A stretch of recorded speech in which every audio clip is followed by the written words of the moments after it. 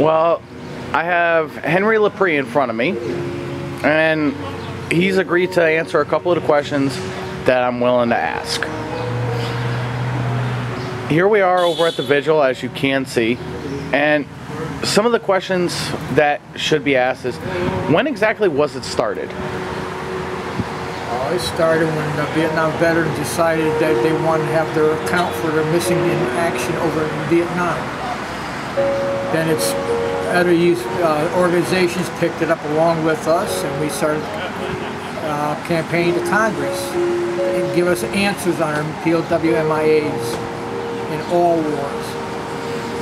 How many in Connecticut are missing? Right now there's 28 still missing. How many when you guys first started? I believe it was 42. I'm not positive. What about nationwide? 2,000s, 2,800, I believe. How many years have you guys been doing this? I want to say about 20 years since we've been in our organization. We've done it in different, we've started doing it to different towns now. Most of the time we had it here in Milford. We used to do a 3-day vigil. Now we're down to a 1-day with 2 people per cage for 1 hour to represent each person that's still missing from Connecticut. So in my last video I recorded one of the changing of the prisoners. Can you walk me through the steps as to what does happen? Well, we get 2 people get into their black pajamas. They're handed 2 names on pins, which they pin on the POW flag, which is over there. And for those of you who don't know, what does the POW MIA stand for? Prisoner of War, Missing in Action. Okay. Then they are brought over to the tiger cages, which are sitting over there. The 2 personnel that are sitting in there are taken out. Their hands saluted, they're brought over to the corner, and 2 new people, personnel, are put into the cage for another hour. Today we start at 8 in the morning, we end up at 8 tonight.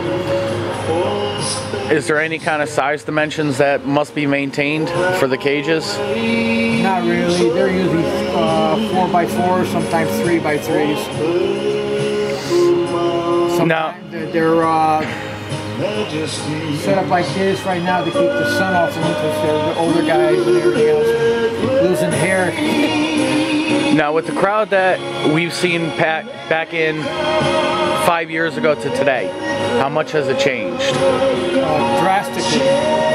There are times when we only get, right now, we only had about, I say an average of 20 people, with a few people who had curiosity walked in and moved out. And our problem is trying to get people here to help us with the lifting of the cage, setting up, breaking down, just to be here, to show interest. Now when you see a setting like this, what do you think of?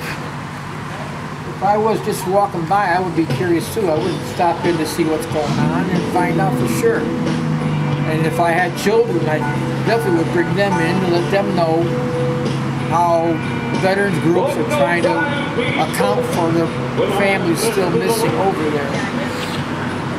Now, last year we added the Fallen Warrior Monument. What exactly do you think of it? I believe that represents all the wars. War I, II, Korea, all the conflicts, Vietnam, Afghanistan, and Iraq.